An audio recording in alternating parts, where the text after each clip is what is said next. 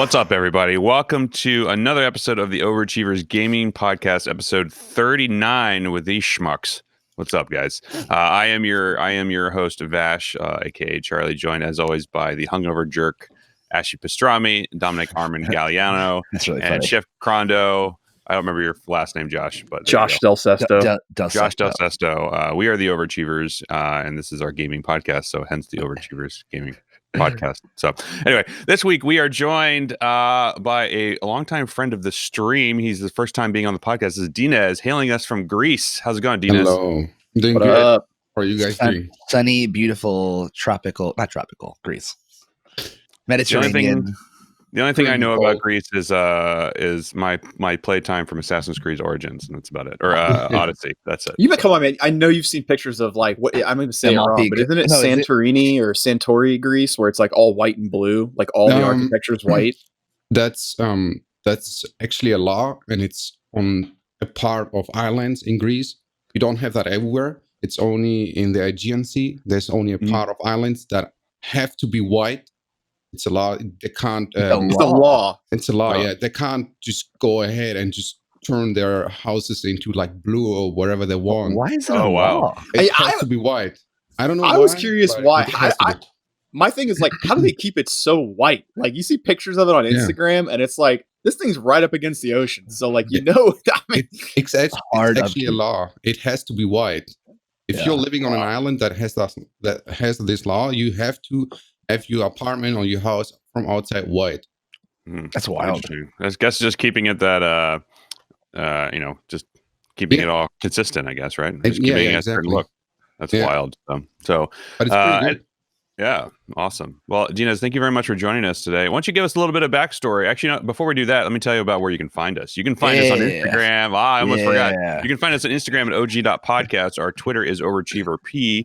Overachieversp. What are you talking about? Nothing. No, I didn't. Nope. I didn't forget the dot today. You can get our website is beingoverachiever.com. We're gonna get this episode and every episode where we talk about video games, Marvel Strike Force, chef cooking, dirty feet stuff, cat dad stuff, cat dad King body Cavaliers, stuff, cool King names Cavaliers. Like King Dingling. Oh goodness! I had to start. I had to get it out there early today. You got the King Dingling going. That was the one. That was my one time I got to use it today. Yeah, well, I'm sure it'll pop up. It'll be more. No. And so you check that. You can leave us a review if you like this podcast on any of your podcast services and whatnot that you're listening to right now. We would really appreciate it. Any sort of like 5-star review or 4-star review or 3-star review. 4.2 reviews. Don't tell them they should do anything less than 5. 5-star reviews would be ideal, but we're realistic here. Now, some people don't like our word choices occasionally, but that's about it. So, they can go. We'll do. Go there.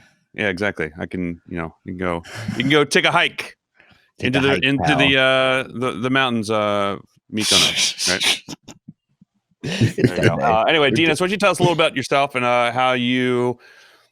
I think we met while we were streaming Call of Duty. I think, right? Yeah, it was when Call of Duty came out. I think that was my first game. So I started, I think, streaming on October 1st. I don't remember actually, but it was the day Call of Duty dropped, and I did a 24-hour stream on my first day. And diving in head first. Yeah, I just dived in. I mean, back there, I didn't know what to do on how to stream properly and how to get viewers and all that kind of stuff. So That's probably a quick way to do it. Yeah. Trust me, it was not like playing Call of Duty first day when there's like 300,000 people watching, so many channels streaming it. It's not a good idea. No, it's probably the worst idea you can do. So I started streaming out of, I don't know, I wanted to play games. I always used to play games. Since I'm 7, I got my first PC set up, and I'm like, I wanted to play some games. So I thought, why not streaming? Yeah. Just go on the train and see what will happen. So I'm streaming currently for around 17 months. Mm-hmm. But I always had like 5 to 10 viewers. So I decided I need to do something to get out of those 5 to 10 viewers range. So I started some YouTube content. I'm playing currently a game that's called Escape from Tarkov. I'm playing it like 2 years now, and I had good knowledge on the game itself. So I thought myself, why don't do some YouTube videos and put them up on YouTube, some guides or some whatever. And my channel grew so fast, I had no clue. I'm doing it like YouTube. I'm doing YouTube for about 2 months now. I have 5,000 subscribers already. It's like, oh my god, dude, that's awesome. Yeah, that's insane. sick. That's insane. Yeah, I mean, it's just like when you make stuff that people want to watch, it's just like natural, right? It's just people will gravitate towards it. It's awesome. That game, Escape from Tarkov. I've always wanted to play that. It looks like a more polished, better. I don't know if you played DayZ. It was that zombie game, that Battle Royale. It has those vibes, like those kind of like Eastern European scary like city like escape vibe. Just no. I assume there's no zombies, right? No, there's no zombies, exactly. But there's scavs, which are kind of like they're bots. Some of them, they have two sort of bots. They have scavs and they have raiders. The raiders, you can find them in like high-end tier maps, which is there's a fee you gotta pay. There's like 150,000 rubles, a fee that's expensive for some players that don't have money. Sure. And you can go in there and they are raiders. They're like bots, but they're really hard to kill. They aimbot you sometimes down. You have no clue where you die from. Do they give you like items if you kill them or something, or they have high tier loot on them? Oh yeah, okay. They have high tier armor, ammunition, or helmets and all that kind of stuff. And then on the other maps, that's happening only on one map. On the other maps, you have scavs, which scavs are kind of a little bit like they're bots, but most of the time they don't know what to do. They look dump around. They do nothing. Oh, sure. You can just one-tap them with a pistol, or you can. It's like. And they probably have like garbage loot and stuff. Yeah, they have garbage loot. So that's where everybody's starting out, and killing some scavs, getting some loot, bringing it back to your stash, and then trying to go again with your scav loot into a raid and find better one. Because it is like a battle royale too, right? There is like a bunch of people. Yeah, but I wouldn't compare it to a battle royale because it's there's maps. There's 5 or 6 different maps. It tells you that the map can have from 5 to 10 players. Oh, that's it. I assumed it was straight up just like I thought it was like a bunch, just like a battle royale. I guess not. That's no. That's not. They don't want. It's more often they want to have more the MMO feature, like sure. Instead of the battle royale. I don't think they want to go for a battle royale. Sure. They had some ideas to do in a battle royale thing. It would be like a map where a lot of people can join and they can just kill themselves and just like a battle royale thing. But I don't think they're going to implement it because the development of that game is really hard. That's what I feel like. It feels really hard. And it's getting better and better. I'm curious to try it out. I know you told me about it like a year ago to give it a go. I told you about a year ago, yeah. It used to be really bad back then. Nowadays, it's pretty good. Yeah, I've heard good things about it, and so like I've been seeing more and more about it in my news feed or people streaming it. We have a friend of ours who's been on the podcast as well, Veller. He's now playing Tarkov. He's switched from Fortnite to Tarkov, and I was like, curious, like, why did you switch? He's like, I just want to try something different. And so like I saw it, and then I saw you playing, and realized that like, holy shit, like Dinez is like building a little community for himself. It's like, and I know we talked like a year about having you on the podcast and whatnot, but we just the timing just never worked out because of life, and so. And he's really on the other half of the country. And there's that little, you mean on the world, essentially, the world. not the country. You know what? You're right. But so I wanted to like bring you on and talk about your upbringings and whatnot and how we did this, because like that's the one thing that I really like about our podcast is what we used to do in the past is just like we've had other streamers on, like smaller streamers who like tell their story of how they grinded to kind of get to where they were today. I mean, granted, you're not pulling upshall numbers of like thousands of people watching, but still, like you went from having 5 to 10 people to having like what on average like 70 people watch or something like that. Yeah, that's pretty awesome, dude. Like, no, it's awesome. That's what we want to like feature and highlight to an extent of like how people just grow, and it really just comes down from like we've said this before with other with other games is just finding like a niche game and just play it and just be good at it and don't worry about the grind. Totally. You know, and just play it and have fun, like you were saying, like you just wanted to play games and everything like that, and you could just do it. So I've just I think everything started off on the last patch. The last patch was called 11.7, and it was before Battle Eye got implemented. So there were a lot of cheaters. 70% of the player base, if you believe it or not, used to be cheating. Whoa. There was a leaderboard on the top 100 players, and I was number 69. If you go and watch that leaderboard now, nice. 60 people from the leaderboard got banned, and I'm place 19. Oh, that's shit! Wild. Damn, dude, that's wild. I'd be pissed. I'd be telling them to fix that and get me back to 69. But I'm just kidding. Give me my number back, please. Give me my number back. But you're 19th. I don't care. I want that shit back. Yeah, and currently, cheaters were just everywhere, and I feel like it got me a better player. I'm not gonna lie, because I had to take care of the cheaters all the time. You got headshot from 200 meters away. You got headshot like out of nowhere. You were dead from 200 meters away. You saw nobody. You run around the corner, do that, and you be like, "What again? Come on!" Yeah. So it was really disgusting, and it was really bad playing the current state. And then the developers probably understood that they have to change something, otherwise the game is gonna die. Nobody's gonna play it. Right. And I keep playing and keep playing and keep playing, and currently I can say I'm not in a bad state. I can play really good, and a lot of people come in my chat and be asking me, "Hey, how you do that? How you do that? How can like."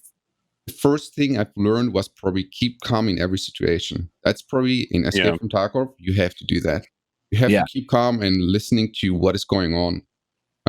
You can, whenever you're in a bad situation, you basically can close your eyes and you just have to listen to your sound system. And if that's the only thing that's going to help you, because most of the time the battles are over in under a second.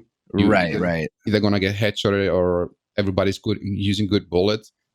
So you basically have to listen to your sound and make sure you know what you're doing. Yeah, and for keep sure. calm and keep calm. That's the most, like, a lot of people I've seen they play and they're not keeping calm. They're rushing straight or they're running, they're doing whatever.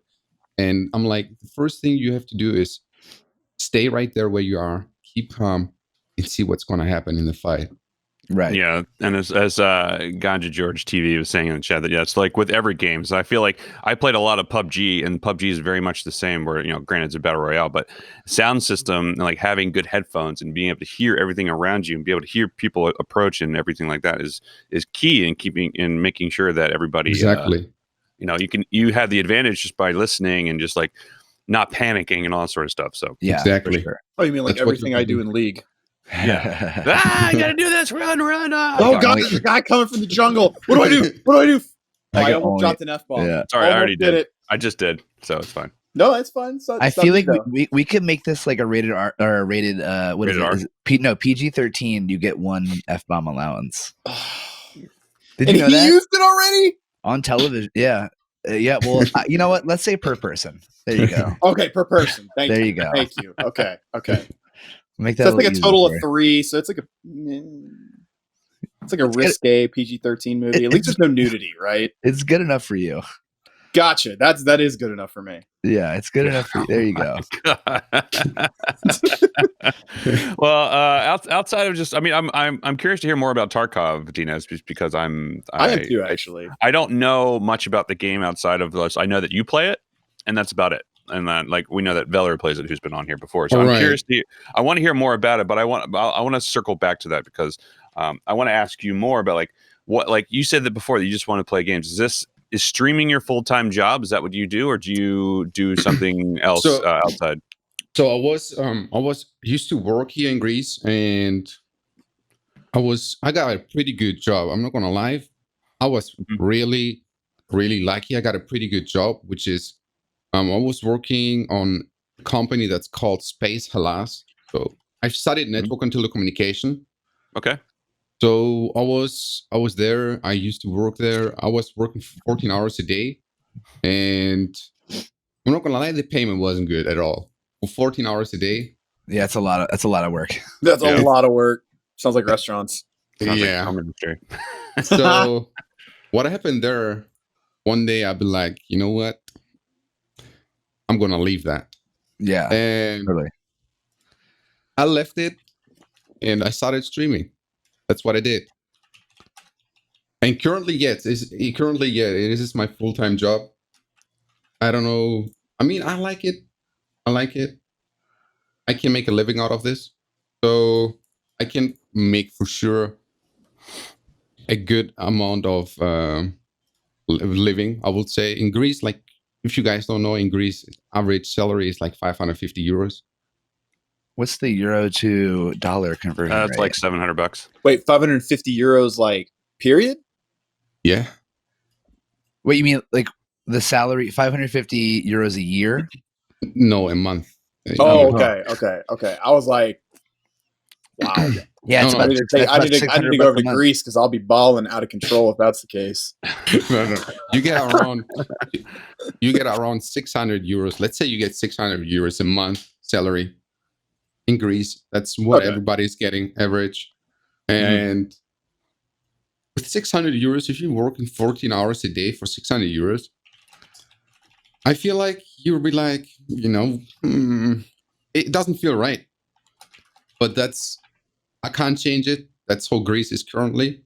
It's a pretty broke country. So I want to do something else. So I started streaming. That was the only thing I could do actually in Greece. Otherwise, I had to move to Germany or select any other country to go there and immigrant. Yeah. So it's kind of like a perfect storm situation for you. So like you could probably do pretty well streaming, or like roughly, if not just pretty well, like you could probably, maybe make a little bit about the same of what you were making before. Right? Exactly. Yeah, exactly. And you just play video games all day long. And you do what you love, actually. That's the most important thing. I should start working remotely over in Greece for like living that fat life. Dude, let's go get a castle over there. Do they still have the OG castle? If you guys thinking about buying an apartment, they're really expensive. Oh, they went up 30% in the last year. What? I don't want an apartment. I want a castle, dude. I can't be living in an apartment. It went up 30%. I got a fresh apartment to rent. Like we moved in here with my girlfriend a month ago, and I knew the real estate girl, the agent. Yeah, the agent. I knew her from my old apartment, and she told me the rents they're going insane. Like it went like an apartment that you would get 2 years ago for 300, you will pay probably now 500. Yeah, wow, and that's like housing markets are just insane, absolutely insane. Yeah. It's just insane. It's not only that. We have a lot of students in that city where I'm currently living, and if I'm not wrong, it should be around 300,000 students around there. And 300,000 students? That's a lot of students. I think should be around there, and a lot of baristas. And yeah, that's the thing. Everybody wants an apartment to rent. Baristas. Everybody wants an apartment. And yeah, it's actually crazy what's going on right now in Greece. That's a whole lot of YouTube content creators. No, I'm just kidding. I know. A lot of Instagram influencers. Oh my goodness. I hate to see it that Greece actually so far behind in about content creation and YouTube and all that kind of stuff. They're really like.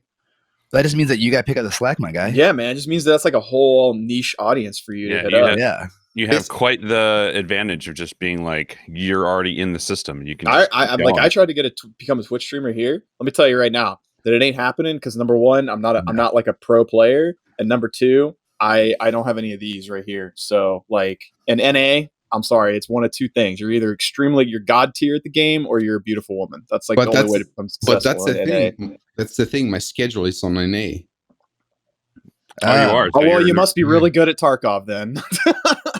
Wait, what's the time? What's the time difference in Greece? So you guys have 9:30 a.m. right now, right? 7 hours. Yeah. Should be 7 hours. Dude, you stream for American time?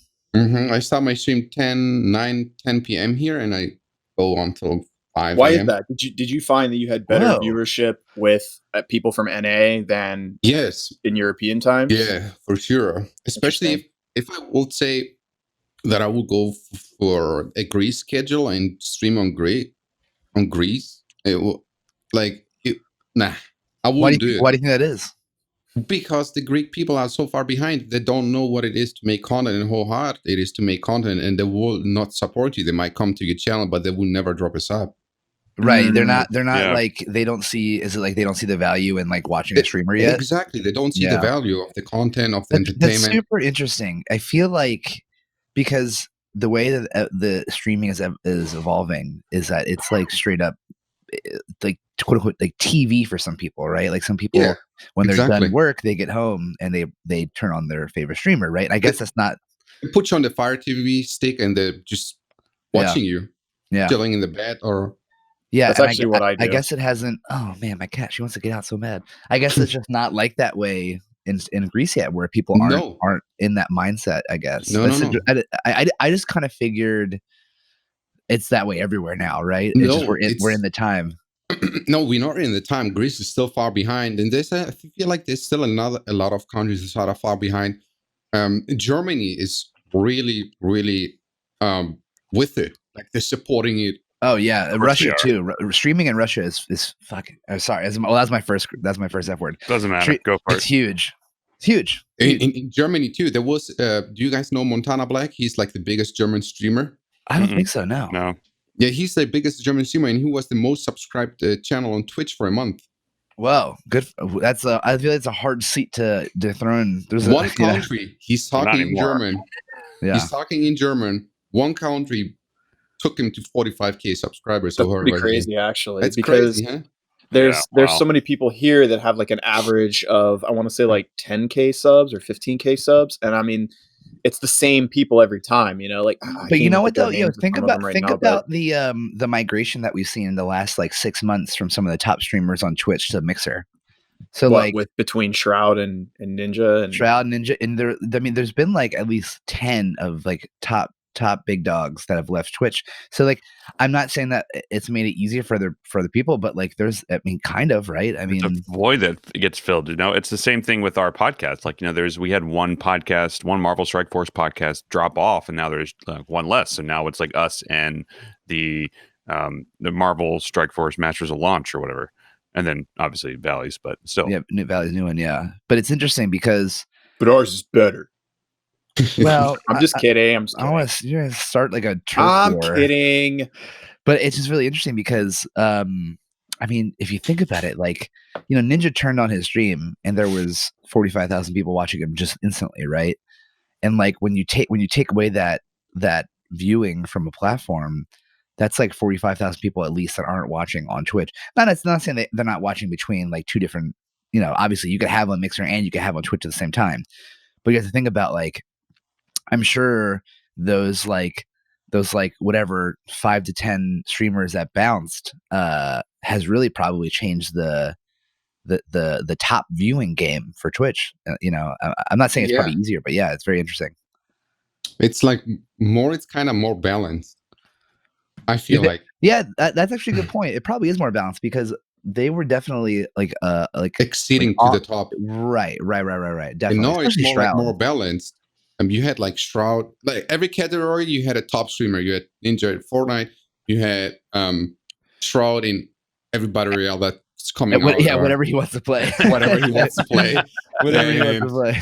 And it's actually pretty hard to succeed like that, to play any game out there and have more than 20,000 viewers. Usually when people switch to a game, like let's say you had 50K viewers on Fortnite and you switch to her game, like any game like Final Fantasy, you drop you back to 10K from like 50. So right now, the highest viewed channel, I don't know who this is. We play esports _RU. They're playing Dota 2 and they have 71,000 viewers. I think that's the thing that they're doing on Twitch. Isn't that the Twitch Rivals? No, not Twitch Rivals. Oh yeah, I got the email for that. What the hell is it called? The time thing. They're trying to beat games in time. Yeah, speedrunning. Yeah, I think that's Oh, the speedrunners, European Speedrunners Assembly, ESA, maybe something like that. We play esports, but either way, yeah, like none of the names I was just looking at, I don't recognize any of them, which is cool. Like, good. There should be a diversity in like the top people streaming, right? You should. Well, it's also a different time of the day, and there's usually Sure. a completely different crowd at this time. Yeah, I don't disagree, but I think that it's good that it's not just the same people you see up there. I'm actually curious of one thing, like when so you are, well, that too, but so when you're on like Ninja's level or Shroud's level, right? Now from a consumer standpoint, or from like, I'm a viewer of his channel. So like I'm on it, like genuinely curious what drives people to go there every day and interact within his channel every single day. Is it Shroud himself, or is it the community that has begun following Shroud or Ninja or any other streamer? And then it becomes like this, almost like a bar, right? A digital bar, because you go there, you see the same people talking in their chat. You kind of like follow along with what that streamer's doing. You kind of like start memeing about it. And like, to me, I wonder how much of that is actually the streamer itself or the community that gets built surrounding that streamer. And then my thing is like, what happens when, like, for example, Shroud goes over to Mixer and people are like, fuck, or almost. Oh, did he do it? People are like, no, his screen was it too. People are like, F that, I'm a Twitch ride or die person. I'm not going over to Mixer, because there are people like that, right? But then there are people that are like, I'm a diehard fan of Ninja or Shroud. I will follow him diligently. So like, it's kind of like this weird, there's so many like variables at play, and I wonder what drives a lot of their viewership at that level. Because for me, the only one that I can stand watching for more than 2 seconds is Tyler One, because I find him highly entertaining, as I'm a little bit of a rage machine myself. So it's I'll say, in terms of like viewing, because I when I'm at work, I'll almost always, once I have downtime, or not even downtime, I'll have like someone stream up in the background just to like lurk for them, especially if they're a friend 100%, that's just open. But when I do have downtime at the end of the day at work, whatever, there are a couple streamers I do like to watch. I found though that I don't really like watching mega giant streamers, because you can't interact. There's not going to be any interaction. Do you guys ever hear of Kit Boga?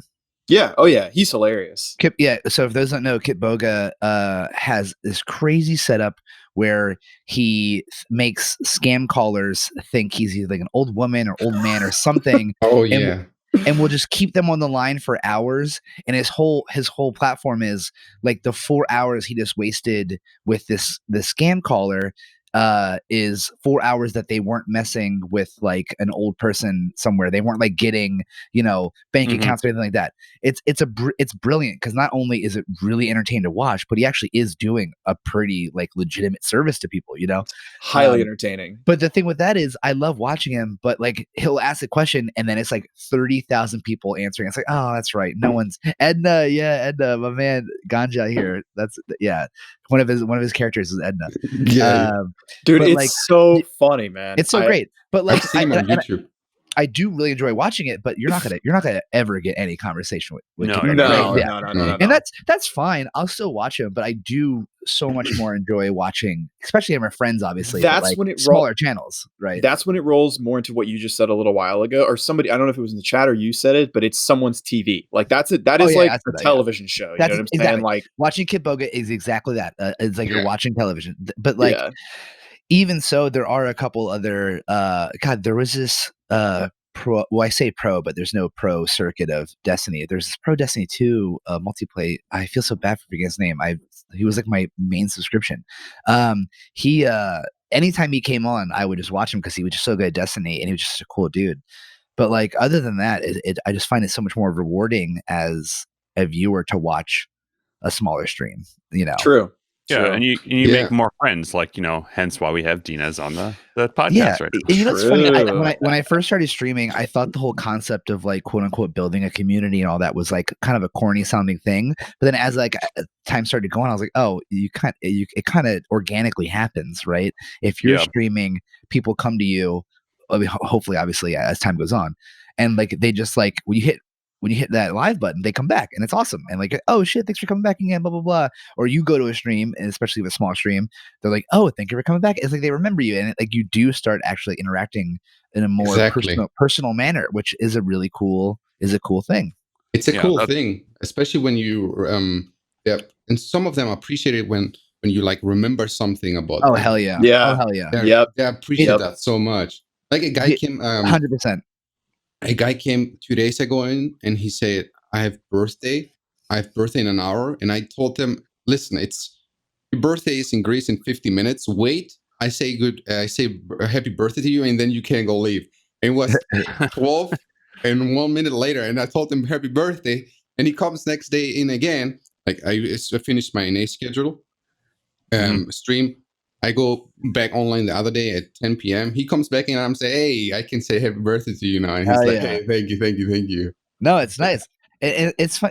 I just had this conversation the other day. The place where I used to play Magic the Gathering fairly a lot. And there's a place I used to go to all the time called 20-Sided Store in Brooklyn. And it would, like, the owner there, his name is Luis, the coolest dude. I remember I went back in like 4 or 5 months ago, and at this point I haven't been in there in years, and I walked in, he goes, hey, what's up, Dom? Nice to see you. And I was like, whoa. He still remembers you. That's crazy, like, huh? I'm surprised people have that good of memory. I can't remember who the hell I just saw like 5 seconds ago, and it was either my dog or my wife. That's hungover jerk over there leaves an impression where he goes, man. I'll take it as a compliment, but it could go either way. Well, first of all, I can tell you right now that for this guy right here, it could definitely go either way as well. And sometimes more often than not, it leans in the other direction. So I'm not afraid to be that person. That's my guy. Yeah. I'd rather somebody remembers me than they're like, oh, that's just another pleb, you know? That's my thing. That's 100% my thing. It's like, oh, that guy, he's just tall with a beard and he's bald. He's like everybody in Brooklyn. It's great. When I first started streaming, I thought streaming is more about like when you got a viewer, it's like your viewer. Yeah. But that's not true. That's not true, because people, if you are not live, they're gonna watch anybody else. You might be his favorite streamer, but if he wants to watch somebody and you're not live, he's gonna watch anybody else. Sure. So you gotta be. Twitch is not Twitch. You have to see Twitch like a whole community. You don't have to see Twitch as like one community, or this is my community, this is my viewer, this is not your viewer. It's he might like you, but he can watch somebody else. It's not like he's in prison or in jail and he has to watch only you. That's what I started with that mindset, and I'm like, I'm totally wrong. That's not how it goes. You have to share, you have to bring your community to other people, you have to make friends, that's how it works. You have to connect. If you're not connecting, you're doing something wrong. That's a lot of people coming in Twitch, starting streaming Twitch, and first thing they realize is they want to connect with bigger streamers. But don't do that. Connect with, take your viewership. What is your viewership? Is it 5-10 viewers? Connect with the guy that has still 5-10 viewers. If he's not online and you are online, this maybe five of his viewers gonna come to over you, and you will have 15 viewers. And then trying to connect with another streamer and another streamer. That's how it works. If you it's funny you say that. I have a friend who she does social media marketing for companies, and when I was first getting into like streaming and stuff, we had lunch and she was telling me some stuff. And she goes, whenever I post something on Instagram or something like that, she's like, "What do you like? Use hashtags?" Like, yeah, of course. And she goes, "Well, stop using the hashtags that like another big streamer is using. Find hashtags that." There's like in like the medium range of like of people or people. What kind of like creating your own kind of buzz? No, not really creating your own, because no one's looking at those. But like, let's say instead of using hashtag Twitch, if hashtag Twitch probably has like 1 million pings a minute, right, or whatever. But if hashtag like Twitch streams now or whatever, which is not a thing. It's going to be a thing now. Hashtag Twitch streams now. Yeah, if that has like 100,000, if that has like 10,000. To like 100,000 like pings or views or posts or whatever, do that one, because more people are almost certainly in that range gonna like click on that hashtag. Yeah, actually do it. and yours will actually pop up in the stream, because if everyone's using hashtag Twitch, there's going to be every second a million pictures in that like hashtag like stream of pics, right? But you have a better chance of getting seen in the smaller like hashtag spheres, realms, whatever. Yeah, that's the thing. If you're first starting out, you're gonna play Fortnite, nobody's gonna watch you. Yeah, especially not now. God, no. I mean, God, no. Why would they watch you? Like, they have to scroll down 1,500 streamers to find you. I think I watched the guy the other day, and he was doing like a kind of thing where he would go and find people with 0 viewers, and he would go on there and watch them, and if they were, you know, a wholesome person, he would give them $100 donation. That's what I did with my latest host. Really? Yeah, I did. I'd be like, Chad, what do you want? Who should we host? And somebody be like, scroll down, find a guy with 0 viewers and host them. And that's what I did. Hell yeah. That's awesome. There were 23 pages of Fortnite people. He couldn't even get to the bottom of the list because there were so many people between 3, 2, 1, 0 viewers that the pagination on the page literally broke. Like I was actually shocked, because I'm sitting there saying, like, that means there is a plethora of people hanging out down there. Like there had to have been probably 10,000 plus. That is actually true. I've seen. Do you guys know Alpha Gaming or Harris Heller on YouTube? No, I don't think so. He's doing some.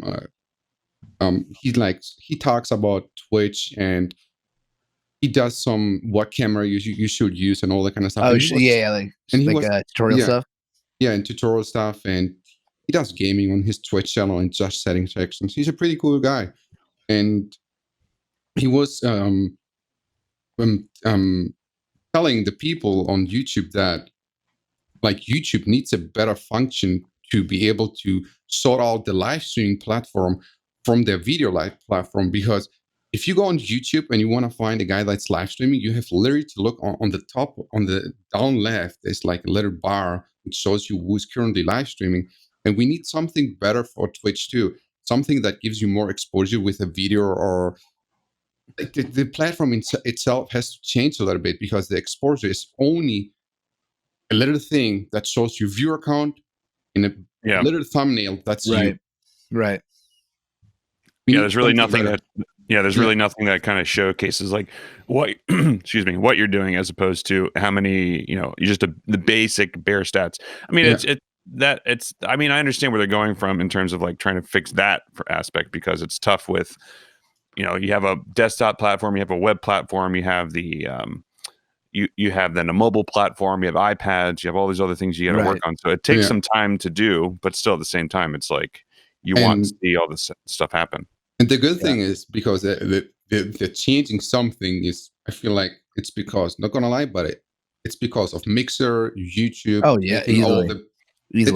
They're taking, like, Twitch needed competition. If otherwise, imagine that. No, they had a monopoly on it. Their numbers. I mean, their numbers have been going down a little bit. Just it's so crazy. Even though it is nice there's competition, and their numbers, like, have like kind of spread a little bit to these other platforms, Twitch is still easily top dog. It's because they just have such a harsh grasp on this market already, right? Yeah. Like, especially internationally. I can't imagine that Mixer is doing anything internationally, like, at all. I don't hear anything about Mixer, period, to be honest with you. Well, here's the thing. When Twitch was on, I don't know if Twitch still is still on Xbox, because obviously, like, Mixer is the way to go on Microsoft platforms. But I know that, like, any single kid could just stream on Xbox right to Twitch, Yeah, same with PlayStation. And you could view. But I'm curious if Xbox. I haven't seen it in a while, because obviously I've never streamed from an Xbox. But I'm curious if that has changed or affected them at all, just because the ease of looking on consoles, looking at Twitch or whatever. Because then obviously I look for my computer, I watch from my desktop. You know what I mean? Yeah, I feel most people do. Platform. Yeah. Yeah, it could be. I'm curious to see if that's, if there's any numbers or any studies done on that, or anything, like, what platforms people are doing. But yeah, it makes sense for sure. Well, I follow their numbers on their marketing stuff, just because I'm a fucking dork. And they've actually gone in very interesting enough, they've gone down in their paid advertising for last year, which I don't know if people are like, I don't know if like brands and companies like, oh, maybe we should start doing this on other platforms or what. But I thought that was very interesting. I saw the article and I was like, what could possibly do this? Because if anything, I think that we're going to start seeing, and we already do to an extent with movies and television being made. But like you're going to start seeing a hard uptick in nerd culture advertising, like straight up, you know? Yeah, we talked about this many times. Yeah. And it's like, you're going to start seeing a lot of that. You're going to start seeing easily more so on streaming stuff more. I mean, dude, I just one day I imagine there's going to be advertising in video games, which would be terrible. But like, I mean, there already is. But I mean, imagine you're playing a video game and there's a commercial. Oh my God! Please no. No, exactly. Please no. But that's please unfortunately the evolution of like really like companies trying to weasel their way into anything they can, right? I mean, they do that now with mobile games with all the like, you know, hey, you want to hit 10 more watch this game. I mean, that I'm okay with because that at least is like you have the option of whether or not you want to. Well, not only you get out of it, but like you have the option of whether you want to do it or not. You know, right? You don't, like, sure. Hey, I'll like because whenever that happens on like certain mobile games or whatever, I'll just I'll watch it and then I'll put my phone down so I don't actually watch it. Yeah, I'm like I'm going to do something else for 30 seconds. Have you ever actually downloaded a game that you saw an advertisement for like that? Yes, I did. Then it worked. What is it? I got it. Where is it at? It is Flow Free. It's this really corny puzzle game. It's actually it's a great time waster. You just got to connect the dots and use every single block. This was one of those free like advertising. It was in a mobile game that it popped up and it was like a free game that you could just try. And I was like, oh, this is actually a fun time waster. Yeah. I did. You guys know this game, Army Men Strike? No, Army Men Strike? No, that sounds great. It's like those green you can see those green things. Oh yeah, the green army guys. The army men. Yeah, they're always on advertising. I'm like, God damn, I'm gonna you download got it? Yeah, I downloaded it. Is it actually fun? It's kind of like while you're pooping, you can play it a little bit. You know what I mean? Yeah, dude. That's the best kind of game. The one that you can play while you're pooping. Yeah, exactly. 100%. That's hilarious. Autos and blitz fights while you're pooping. What is everyone playing? What'd you say? Speaking of pooping, I think Carando just left to go poop. He just left to go poop. Yeah, the coffee head. He had that look of he's back. Now he's back. I just said no. But I did enjoy the rhetoric while I was in there. Go ahead, Dom. What you're saying? I was gonna see what we're all playing right now because I feel like we haven't had a discussion in a long time about what we haven't had. Yeah, we haven't had a discussion. I guess I'll go first since I'm continuously still talking. So I'm currently not playing anything outside of mobile games just because I don't have time because I'm in the process of packing and moving and buying a house and looks like it's lame. Doing shit. But it's as you can see in my house right now, my current basement is full of boxes and it's bare and I have nothing on the walls here. All my games are gone, blah, blah, blah. And I'm going to be building and doing stuff. It's going to be great. Anyway. It's going to be a bit for you, to like get that set back up. I won't actually. I may not be able to do the next 2 podcasts, but we'll see what happens. We'll just because I won't have my setup done yet, or internet for that matter, at the new place. Yeah, fair. But anyway, I'm Still playing Wolfenstein Youngblood. Wolfenstein, yeah. I'm still playing that. It's fun. I'm just like playing like literally an hour a day if I can. If not, wait, is that the new Wolfenstein? Yeah, it's a new one. It's like a co-op game. It's the daughters of BJ, whatever the fuck his name is. Oh, is it DLC from the last one? Blatzkowicz. No, it's got a DLC. No, it's standalone. Oh, it is. It's fun. Why did I hear about this? It's good. I enjoyed it. You know where I got it? Gamefly. Oh, check out our affiliate link from Gamefly. Affiliate links below. You can get free 30 days free. Free 30 days. What's your guys' favorite game of all time? Of all time? Oh, that's a good one. Time. Oh! I got him. Achievement unlocked. That was really funny. Easy.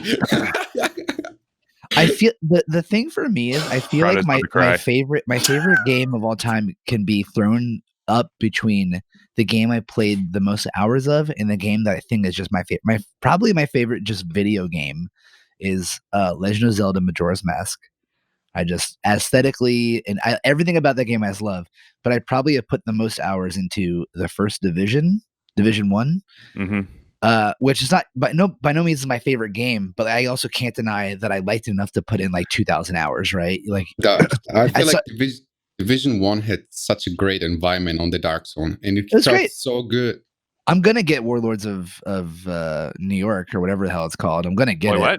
It's a new DLC. Do you not see this? No, I haven't followed the division stuff. You're going back to New York. Oh, buddy. Okay, this is happening. Really? I'm gonna play the shit out of this one. Yeah, in the Division 2, there's a new DLC. The game is like $9 right now because they do this on purpose. There's a new DLC coming out. It's called Warlords of New York. I'm gonna buy this on my computer right now. You're going back to New York to stop a division agent who is recruiting other division agents to wreak havoc, essentially. Apparently, it's a good sized map. Good, it's really fun. If you haven't, there's a really good streamer / YouTube guy, Kakis HD. It's like KACKIS HD. He makes really good content, but he did a whole like rundown of all the changes coming. Great loot changes, great gear changes, great system changes. Map looks fun. Everything about it looks dope. I'm 100% gonna be playing it. 100% gonna be streaming it. Have you seen Anthem is getting a revamp? Yeah, we've had these conversations before about these when a game like a year or so later completely changes everything about it to make it like good again. It's like I just why didn't you just do it right the first time, right? You know, and a lot of games these days has this happen. Obviously, like the Division did it, Destiny did it, like so many games do it. But it's like, man, why didn't you just make it right the first time, right? Because they have no clue, maybe. Whatever. Have you guys seen Project A? All right. No, I have not. What is that? It's a shooter game with some skills, high competitive. It will be coming out. I don't know when, but it will be kind of high competitive because there's already a lot of CS:GO players playing it, and they're liking it. I mean, they're under an NDA, so they can't talk about it. Right. But they have saying that it's pretty good and they're liking it. Oh, and that's the new one from Riot Games, right? Project from Riot Games. Yeah, exactly. I haven't heard about that yet. I'm super duper excited about that. Yeah, we need to have my cousin on because he actually works for Riot Games. Oh, really? Yeah, I think he will be still on the NDA, but I meant like just obviously he wouldn't be able to talk about everything. Right. But I'm saying like it'd be curious to have him on to have his because he's a developer. So right. Developer. Can I get a beta key, please? Yeah, please. You and me both, homie. Yeah, let's go. I'm so excited about that. I suck at first-person shooter games, but I am a huge fan of Riot, so I will be all over that one. Because I wanted to play Overwatch, but I just something about it. Like Overwatch, I was a big fan of Overwatch. I played a lot of it, and I was like, oh, okay, I think I'm done. Yeah, I couldn't. I just could not get into Overwatch. I don't know. Yeah. I mean, not a bad game. Not saying it was a bad game. Yeah. Just couldn't get into it. When you guys gonna play some Escape from Tarkov? I think I am curious about it. Yeah, you play it only on PC. It's only on PC. Oh, it will never come out for console. Trust me, this game has more. You have lean, you have sidestep lean, you have hold your lean, you have. There's so many comments you have to learn, and so many. Sure. Yeah, I'm sure. One more thing to learn. Yeah, is it on Steam? No, they have their own platform. It's on Battlestate Game Launcher. They have only one game, but I'm interested. Quality over quantity, my friend. Exactly. I'm interested, to say the least. I'd do it. This game is in development for about 4 years, if I'm not wrong. And it was the game had a pretty hard time. I understand it, but nowadays it's pretty good. And what I most love about the game is the game itself. Of course, they have a good community, and the CEO of Battlestate Games is actually talking in podcast. He's going into live streams from Twitch. He's talking about changes. What do you guys would like to see? What would you guys like to see? What should we change? How we do change it? He's first when they first came out and they bring the game out, they were doing changes without telling anybody. You didn't even see patch notes somewhere. There was sounds like a game that we all play. There was something changing in the game. You saw not a patch notes. You have to find out by yourself. Sure. And to like nowadays, he's joining podcasts, he's doing whatever he can just to make people happy and to play the game and have the game. Because I feel like it's better to make a game for the community instead of making it for your own. Because you probably as your own, like one guy, you have to do it for the community. You don't have to do it for yourself. That's where a lot of companies, AAA companies, failing nowadays. They bring out a game and like they're making a game in like 1 year, 1.5 years, which like a proper game. Like, let's be honest here, needs development. It needs time. It needs time. And they're bringing out a game just to make some money, throw it on the market, just buy it for $60, play it 2 days, and just throw it in the trash bin. Yeah, exactly. Instead of instead of talking with the people, like you have so many platforms where you can talk and interact with people. Reddit, YouTube, Twitch. You have so many platforms, and I like that they're actually doing it like that. He's coming out to the community and asking what the community wants to have and what's not. And I feel like it's great. It's that's how it should be. Because at the end, we are gonna play this game, not he's gonna play it. Yeah, totally. Even at least you're the ones that are paying for it. So I mean, it's not about paying. Like, let's say we have paid for so many games and we have thrown them in the trash bin. Like but I mean, the thing is that all these companies are focused on money, right? So, like you were saying, what they'll do is they'll come out with a game, they'll come out with a concept, and they'll pump it out in like a year and a half. Let's use Anthem, for example, right? Yeah. So Anthem, at face value, dude, it's a game based around the idea of being in a mech suit like Iron Man and flying around and blowing shit up, right? I'm not gonna lie. I'm not gonna lie, but the environment of Anthem is a 10 out of 10. Oh, it's beautiful. You can't change my mind. No, it's beautiful. I'm so sad that this environment got implemented into Anthem and not in any other game because it's so beautiful. Sure. It's so sad to see this environment into Anthem. You bring it into any other game, just copy paste it. I don't care. I will play it. Just copy paste it. Just make the game be better. Sure. I mean, it's just a testament that Fallout 76, another game that what game? God, Fallout 76. Just an example. Never heard of it. Never heard of it. Let's talk about something else. Sorry. Anyway, okay. Let's go back to Anthem. Let's talk about Fallout 76. How can you release a game like Fallout 76 with such a crappy movement on a franchise? 18 or 19. It's okay. I'm not gonna say it, but it's garbage. No, go ahead, man. It's say what garbage. It is garbage, bro. Yeah, it was a garbage game. When I first saw Cyberpunk movement, the first thought I had is like, please don't have the same movement as Fallout 76 had. This creepy movement. Like PUBG. Take a PUBG as an example. You press a button and your character needs literally 2 seconds that he moves to the right or to the left. Yeah. No, yeah, for sure. 100%. And the for me personally, the scummiest part about the game that we're not going to mention is that I spent $60 on it, and within 2 days, it was on sale for $30. I was livid, dude. I would have been livid too. Because they wouldn't refund. Like, I went to GameStop and was like, yo, like, I hate to be that guy, but if you guys are going to be offering it for $30, 2 days after I purchased it, you should refund me the $32 that I gave you guys. They wouldn't do it. And I'm like, this is literally one of the worst feelings ever. Like, so that means that people like myself that are diehard, I mean, I shouldn't say diehard, but, you know, Bash can probably attest to this because he has the big Fallout chest. Like, I love the series. Fallout 4 was dope, dude. That game, I logged 100 plus hours easily into that game. Like, no problem. You know what I did? I purchased a beta key from City Keys or wherever I got it from. I don't remember. And I purchased a beta key and I purchased the game edition. I played the beta and refunded the game edition. That's why not?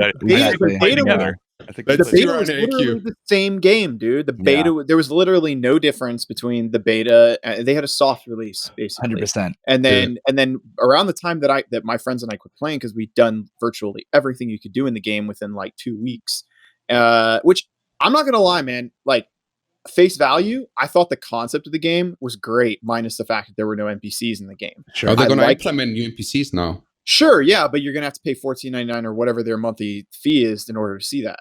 And that's like the part about it that kill, or at least that's the last time I read something about it. It was like they were releasing a premium version of the game where you had to pay the monthly fee in order to interact with the things they were implementing into the game. So for me, it was like when I read that, I'm like, oh hell no! Like, there's no way I'm doing that, even though I want to see it.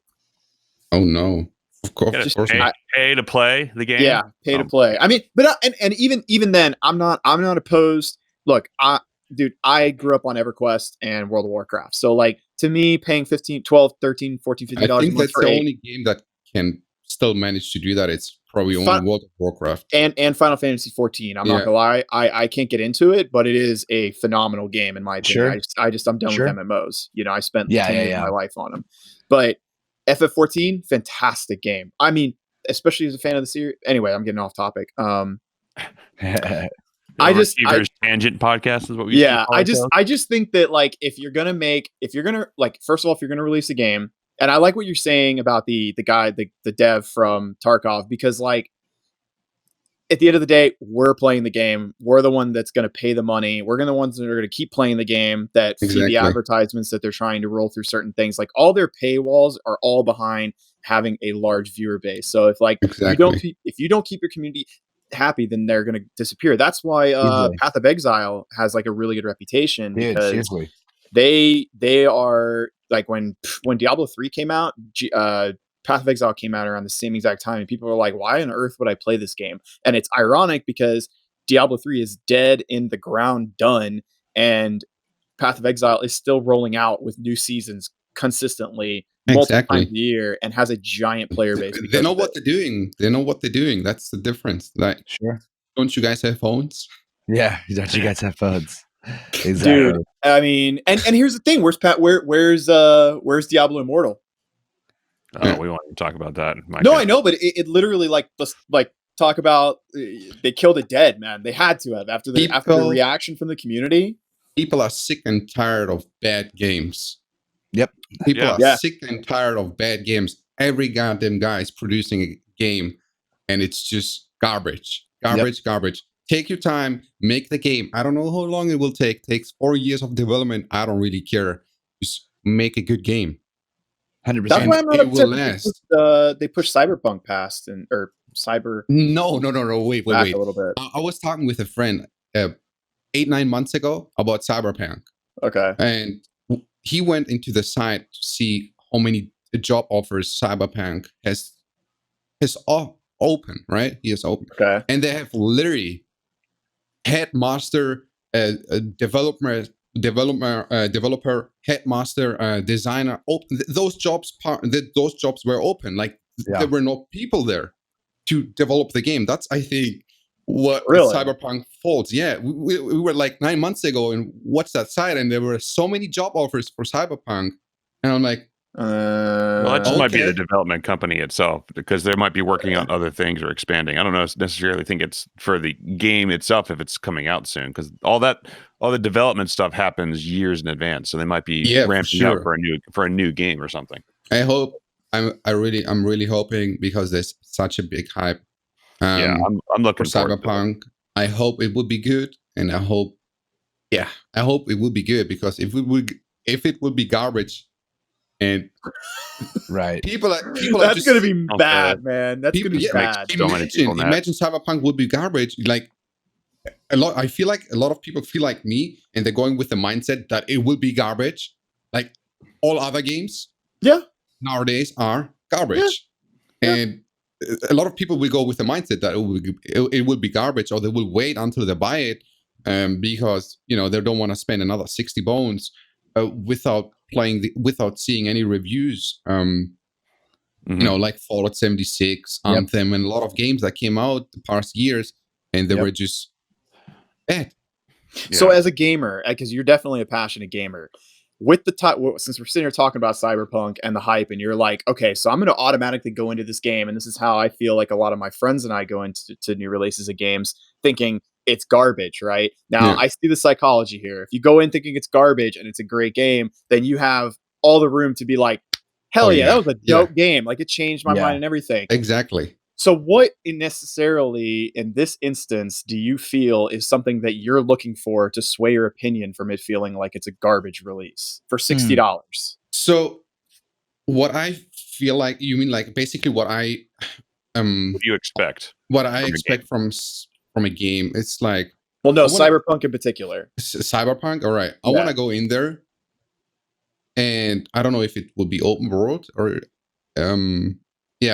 I hope it will have multiplayer, so I can meet people in the world out there, because a lot of people, I don't know, say it will be single player and all that kind of stuff, and I'm like, single player into 2020, it's like, I personally am okay with single player and these days. But let's be honest, single players, like, what was the game that we played last time? Ash, you remember?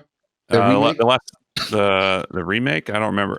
Resident Evil 2? Exactly. Yeah, those games are great for single player, but bring a game like Cyberpunk, where you can shoot and you can walk around, and it will have such a big world. So I'm expecting the game to not having bad movement. Honestly, that's one of the first thing I'm looking for. Bad movement. I want the game to be just fun, just have a good game and play a good game and have some good time. Like, spend some hours, make me grind. I want to grind, make me not stopping playing it. Sure. How you gonna do it? I don't really care how you, as a developer, you're gonna do it. I just want to have the feeling that I love this game. I want to play it. I want to see all the world. I want to see every goddamn edge of that map, how it is. Totally. Yeah, I feel you. I mean, I on one hand, I understand where you're coming from, but like, I personally am looking forward to more single player games, because after playing like Jedi Fallen Order, Resident Evil 2, Resident Evil 3 on the horizon, as well as the new Final Fantasy, which I want to get into, because I know we're about an hour in or so right now, and I just kind of like want to continue on with some other topics real quick. Yeah. But like with game news and everything like that, because I know we have a ton of stuff to talk about with that. Modern Warfare campaign was good too. It was excellent. I'm still like trying to finish that one because I haven't had time. But yeah, it's just like all these single player games. I'm all for more single player content and whatnot, but it'd be kind of cool. I see what you're saying, and it'd be kind of cool to see the single player campaigns implement maybe like a multiplayer aspect where like not necessarily like multiplayer, but like, you know, kind of like what Far Cry does. You know, you can hop in with another person in Far Cry and you guys can do missions together or something like that. Yeah, it's kind of rad. Would be cool. Yeah, for sure. That would be excellent. We'll see. So anyway, continue on real quick. Sorry to that was a big long tangent for everything, but I kind of want to go over some game news and whatever we have. So Crondo, I know you said you looked up some game news, everything. Yeah. Else, just give a quick rundown. I know you want to talk about your disappointments with the new Final Fantasy VII pushback, but I am, dude. Okay, you know what? Screw it. I'll start it off, man. So I don't know. For those of you that don't know, Final Fantasy VII Remake, I'm like over the moon excited about it, and they pushed back the release date from March 3rd to April 10th, and you dying? I'm livid about it, mostly because the two games I give a shit the most this year about are Resident Evil 3 Remake and FF7 Remake. So now they're releasing both of them within 7 days of each other, which really pisses me off. I mean, that doesn't piss me off, but anyway, the reason that FF7 was pushed back is because they decided to host a A/B testing kind of deal on the PlayStation Store, and they released it to a select audience of people.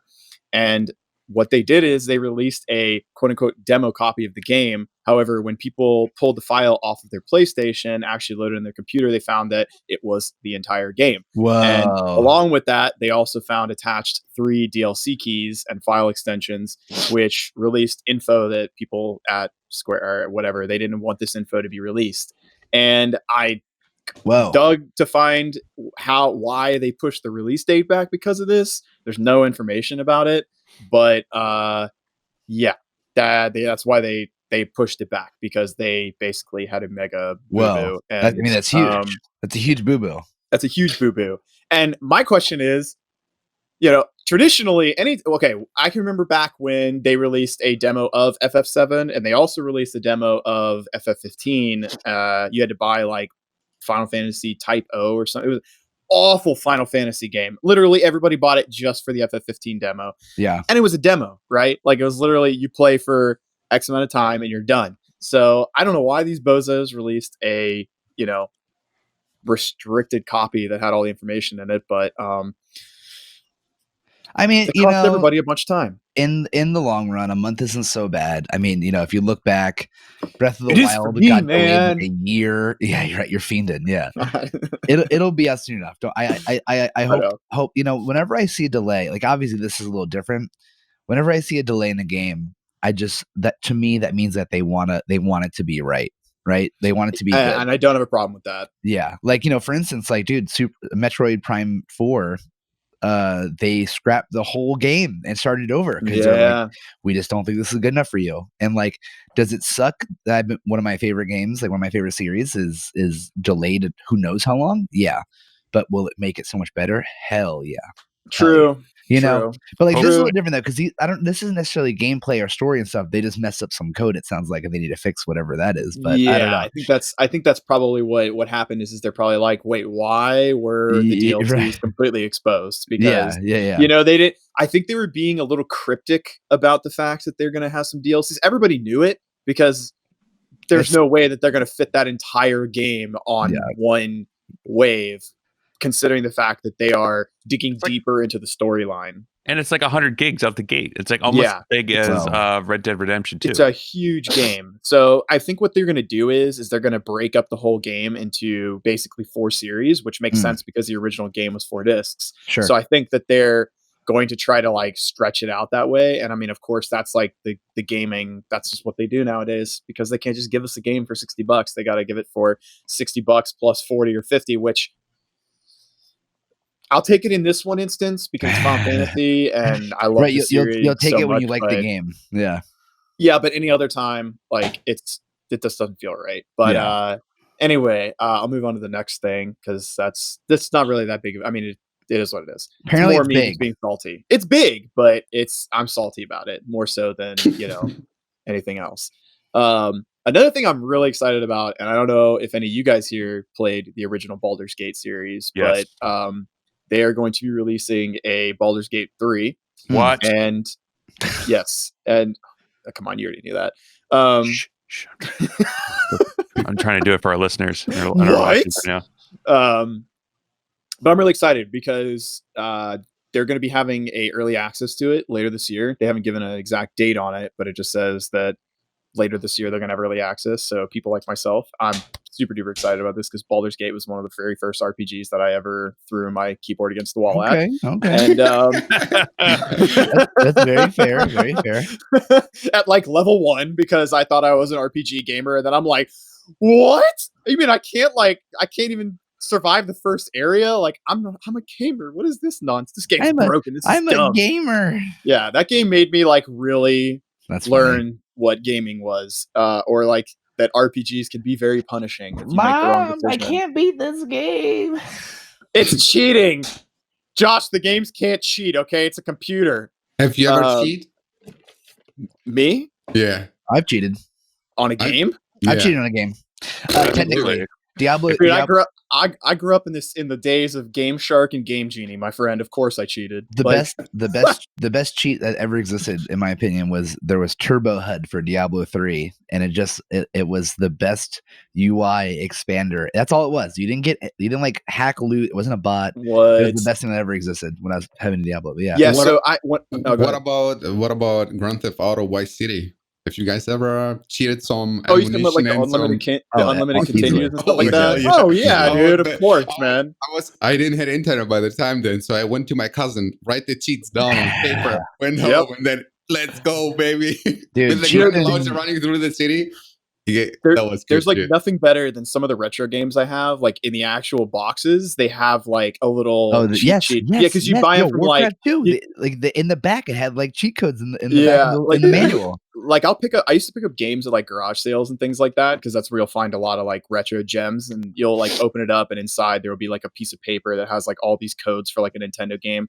But anyways, where did game cheating come from? Where did that even? I don't know. I think we were talking about. I don't remember. Oh, because we were talking about. Well, I can tell you this right now that as a kid, the only way I could have beat Baldur's Gate is by cheating because your boy did not understand that game at all. Did you understand the concepts of Dungeons and Dragons at the time? You're like, level 1. Why is my max level 6? I don't understand. Yeah. Like, what is going on here? What is this roll D3 thing? Like, what is this nonsense? Why didn't he just swing the sword at him and hit him for 20 points? Like, what the heck? Yeah. 1 damage. What? Why do I have 7 health? What? Wait, my character's dead and he's never coming back. Like, what do you mean? You mean I invested all this? He had all this gear on him. What the heck? But anyways, in terms of, sorry, go ahead. No. So, and you'll enjoy this because you're a Wizards of the Coast fan. But they're actually planning on coming out with a new game, like from their retro series. Yeah. Like for the next till 2025 is what it says. Like they're going to come out with a game every year. Oh, interesting. So, as an adult, I'm pretty excited about that. I'm a huge fan of retro because to coincide with the first hour of our podcast and rants and raves about modern gaming, like. I just find that retro gaming had better storyline, better gameplay, and they're more punishing, which equals more challenge in my opinion, which is why I'm a fan of Dark Souls and Star Wars Fallen Order, because they're like games that you make mistakes and you get punished for it. It's not like, I just lost like hours of progress, but it's like, oh crap, I got to go do this again. Yeah. So it makes lost 10 minutes of progress as opposed to hours. Yeah. Right. And it makes you think, it's not as, life destroying. Not controller destroying is enough. Dude, I was playing an NES game on the Switch yesterday, Crystallis, right? You guys ever heard of this No, like OG? So. Okay, it's like the very, very, very, very first hack and slash RPG, and I played it for an hour and died, and I lost everything, and was like, what is the meaning of my life? Like, what am I doing right now? Like I just lost it. Like I died one time. Like, where's the autosave feature? I ask that question like nearly every day anyway. So yeah. But yeah, I'm looking forward to Baldur's Gate 3 now that I know about it, because they have the remake or the remaster of Baldur's Gate 2 is coming out. And I think I've bought every iteration of it. Like I never heard of this game. My Mac computer.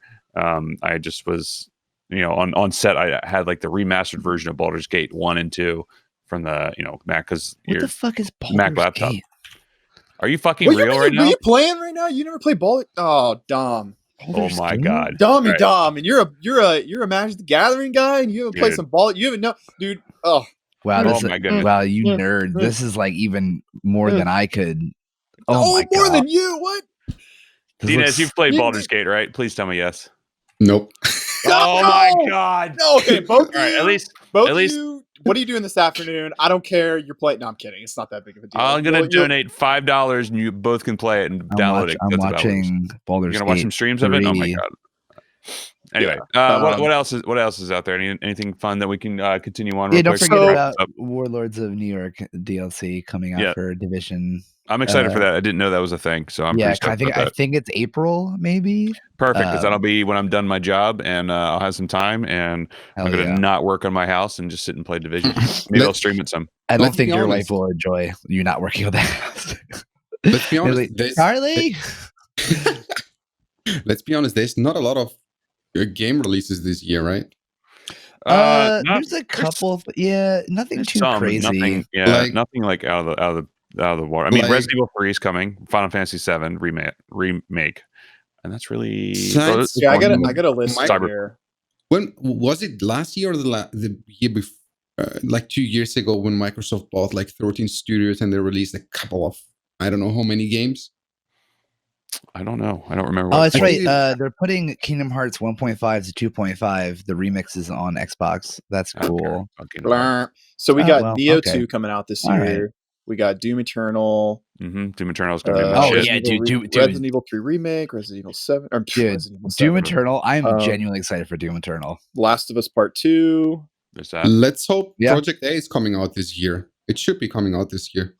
We got the Marvel Avengers game coming out later this year, guys. I'll probably play it, but I'm going to be disappointed. Yeah, I'm not excited about it. There's a Pokemon Mystery Dungeon. I'm really excited for that for the Switch. What happened with Warcraft? Rip Warcraft, man. Rip Blizzard, man. I'm glad I did not rip. pre-order that. I'm so happy I did not buy that. I was like so excited for that, and then as time went on, it just sounded like there was less features and less features. Dude, honestly, at this point, like, oh man, Blizzard is just like what, like who, Jesus Christ, it hurts. They've really dropped the ball. I wonder if it's Activision's calling the shots. I'm sure it's a mix because they have all new leadership besides Activision. Like honestly, their leadership team is different completely. I'm sure everything about it is all from a stockholder's perspective and a conglomerate perspective. Like they're just thinking about like international markets. Obviously, like when you look at stuff like obviously like the Bliss chunk stuff, everything is corporate now. It's all corporate, and that just, I mean, unfortunately, that happens when you get big. But yeah, they're just, in my opinion, they're pretty much done. I don't think anything could save them at this point. Like straight up, not even Diablo 4. I'm gonna play it, but like, let's be honest, it's almost certainly gonna have something wrong with it. Like, I'm just ready for it. Oh, you know what I'm actually excited for? That unfortunately I have to get a PlayStation to get is that Ghost of Tsushima game. Do you guys see the trailer for that? I'm just looking at it right now, here. Ghost of Tsushima looks like it's going to be kind of a really cool PlayStation story. only. That's how long I haven't like had any time to do anything. It's saying new God of War coming out soon. I don't know. They haven't teased anything. I wouldn't be surprised if they tease something at this E3 this year. Oh yeah, maybe. Yeah. I mean, the last God of War was perfection.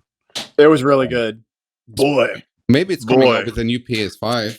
Maybe. I mean, I would love to. PS5, hopefully it'll be Isn't the it new exclusive? gen consoles. Yeah, God of War is it's PlayStation exclusive. So that's definitely a game that I would the interesting thing about that Ghost of Tsushima game is it completely removes the HUD to create a more immersive narrative. Sure. Okay. We'll go with that. Combat will be somewhat slow-paced, but will foreground benefits to being stealthy, such as a multi-takedown move. You really think people need slow pace? Yeah, dude, are you kidding me? I smoke a lot. Okay, so the boy is not like all the fast-paced games out there all the time. Okay, 15 minutes. Huh? Yeah. Hey, let me tell you why Final Fantasy 15 is the worst game. Okay, because turn-based RPGs have been your boy's favorite games since I was born because I can get ripped and I can sit back and just let me make decisions. Okay, I don't gotta be like, oh, there's something coming at me. I gotta freak out at all times. You know, the high-stress games. Yeah, for sure. The best thing is just take a gun and pew pew pew. Pew, pew, pew. Anyway, anything else that's on the chat? Anything else that's on the game news? So I think this is really cool, but Dom will like this. But there's gonna be a Borderlands movie, and they got Eli Roth to direct the movie. Oh, really? Yeah. So I'm like kind of interested to see how that will come out. Like, because usually gaming movies kind of suck. Borderlands did pretty well. The game was pretty good. Yeah, but also, like, I'm gonna just say this right now: Eli Roth is not the best director. No, I knew you guys would be in on this. He's not. He unfortunately, he has a couple of films that do slap. Like Cabin Fever is awesome, but like, man, he's like one step above U-Ball, in my opinion. Most of his movies aren't good. They really aren't, unfortunately. And apparently, the owner of Gearbox did a post on Twitter about it, and within like 3 or 4 minutes immediately took it down, but people got screenshots of it and all that kind of stuff. Always love stuff like that. Like, he made a bad PR move and they're just like, no, don't do that, take it down. Yeah, somebody got it already. Of course. Yeah.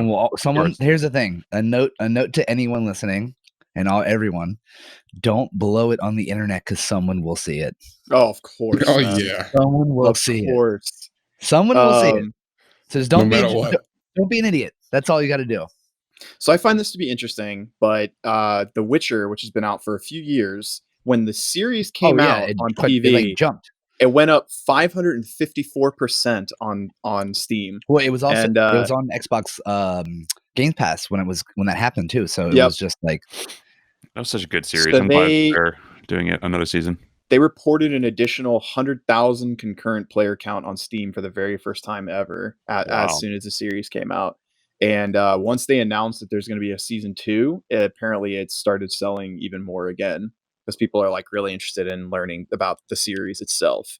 So I think that's pretty cool because like I'm someone that never played The Witcher, but I watched the show and became interested in playing the game. So I picked it up and I played it for a few hours. But I just think that's cool because that's like a test. That's a testament to the fact that like there are certain stories in gaming that are just extremely good and people don't even know about them because they're not gamers themselves. Yeah. Know that you're talking about player base. Have you seen CS:GO hitting all-time high peak player base? It's wild, dude. It's wild. It's crazy. They hit 900 concurrent. They hit 900,000 concurrent players after game release. Now that's crazy. And the game's been out for so long. You know, it's like out for 8 years.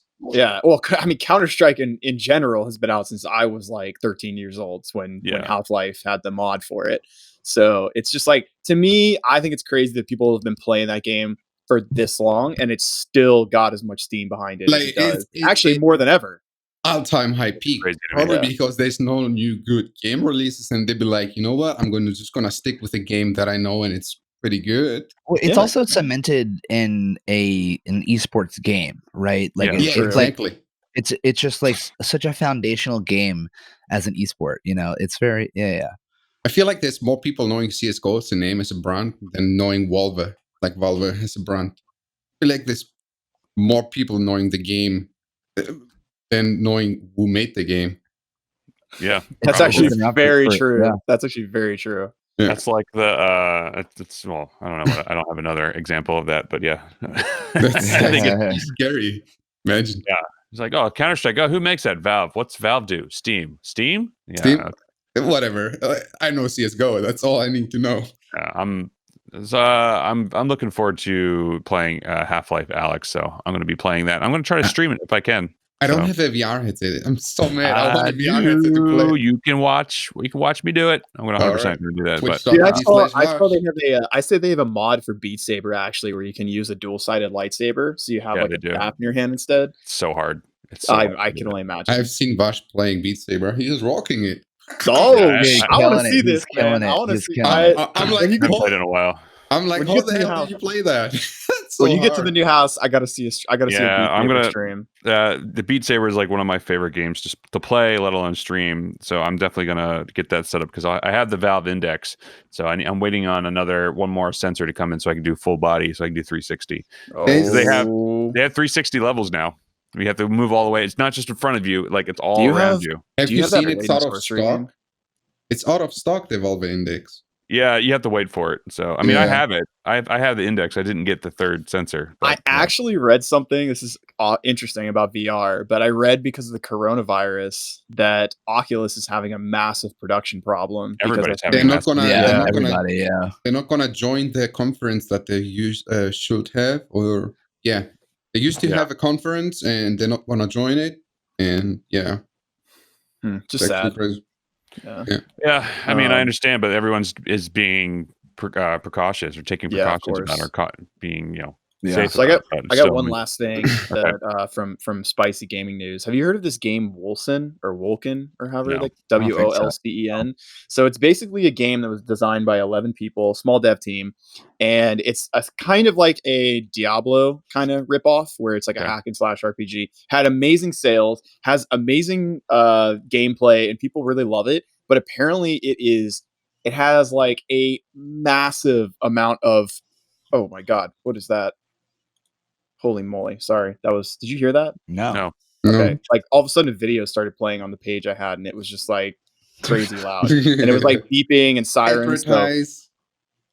Anyways, Wolcen, it was released on Steam. People bought the crap out of it, and it's apparently massively flawed. I mean, massively flawed. I watched a guy's video on YouTube yesterday. I had like 20-minute video of him just going through and walking through all kinds of bugs, major exploits, and ways they can manipulate the game. And the devs are just kind of like, sorry guys, don't know what to do about it. And people are like pissed about it. So it's kind of like this. It's kind of like this funny thing about the whole conversation of devs releasing games, but these people find the game to be so much fun that they're still buying it, and it doesn't even have like terrible reviews. Oh, I have a question. What about Beyond Good and Evil 2? What about it? I don't know that. I don't know that game. Beyond Good and Evil 2. I have seen the trailer and I'm like, God damn. I want to play that game. You will have basically different planets where you can, in real time, travel to. There will be a bunch of cities. There will be a bunch of airplanes and all that kind of stuff. I don't know. They haven't announced any release date. They say that they're going to do a beta end of the year. The art looks cool. It looks fantastic. I don't know anything about it. I mean, there's a ton of new things I'm sure that are be coming out. But like, you know, I haven't heard anything about that game. So that's why we that's why we have this podcast. We can hear about new things. Yeah. They say that they're gonna beta is coming in late 2019, but we haven't seen any beta. Well, I'm gonna have to check that one out. It sounds pretty cool. I think I played Beyond Good and Evil 1. Bro, maybe I've seen the trailer. Ubisoft. Interesting. I didn't know that. Interesting. But yeah, it's Ubisoft, but it's more of a French team. Like they're doing it in French, and more of like a French team developing the game. So. Cool. All right, we'll add that to our list of things to watch whenever that comes out because you know, we'll see what we have. So anyway, Dinez, thank you very much for joining us this week on our Thanks podcast. for inviting me. Hell yeah, I appreciate it. We'll have to get you back on in the future. Where can people find you on the social medias and streaming and all that fun stuff? So my channel is twitch.tv/Dinez, and on YouTube. So Dinez is not Dinez? Wait, it's Dinez? Yeah. It's Dinez, like D-E-N-E-Z. Oh, okay. I thought we were saying your name wrong this whole time. And on YouTube, you can basically type in Dinez and you can find me. Cool. Send me some links and I'll include them in the do you go live? Do you go live in 3 hours? Yeah, I usually will go live in 3 hours. I was just making sure that I got the right channel. Yeah. So anyway, thanks for following us. Oh my God. Thanks for joining us. Thanks everyone else for following us, and everyone else for following us for sure. Thanks for inviting. You can catch Dinez streaming on Twitch. I will include a link to his Twitch channel below in the description. So if you want to check him out, you can. Guys, thank you very much for joining us again on this Sunday morning. You can find us on Instagram at og.podcast. We need to start posting more, guys. On Twitter on OverachieversP. I just posted the other night. Our website is beingoverachiever.com, where you get this episode and every other episode where we talk about Marvel Strike Force video games and have a host of people coming on to talk with us about video games and everything like that. So until next week. Wait, next week? Yes, next week. Is it next week? And no, next March week is Marvel 1st Strike next Force. week, right? March 1st, the MSF. Possibly with dismal content? Possibly. We'll see. If he doesn't, I have to queue somebody up quickly, so maybe we'll get Casino on. Oh boy, you're gonna love it. Anyway, my best friend. Thank you guys very much for being a part, and we'll talk to you guys in a little bit. Peace. Peace out.